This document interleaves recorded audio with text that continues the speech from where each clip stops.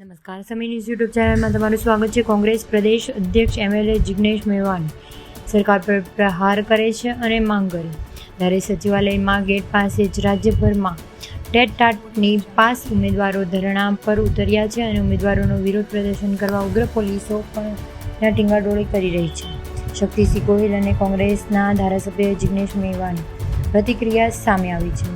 શક્તિસિંહ ગોહિલની સાથે કરાર અધિકારી જ્ઞાન સહાયો ભરતી શરૂ કરી હતી ત્યારે તેને લઈને ટેટ-ટાટની પાસ થયેલાનો રોષ કરવામાં આવ્યો છે. આમાં અલગ અલગ જિલ્લાઓમાં કાયમી શિક્ષકની ભરતીની માંગ આજે ગાંધીનગરમાં સચિવાલય પાસે અપીલ કરવામાં આવી છે. શક્તિસિંહે કહ્યું છે કે રાજ્યના યુવાનોને પોલીસ દ્વારા ડિટેઇન કરીને જુદી જુદી જગ્યાએ ગોંધી રાખવામાં આવ્યા છે અને તેને મોબાઈલ લઈ લેવામાં આવ્યા હોવાનું પણ ધ્યાનમાં આવી ગયું છે.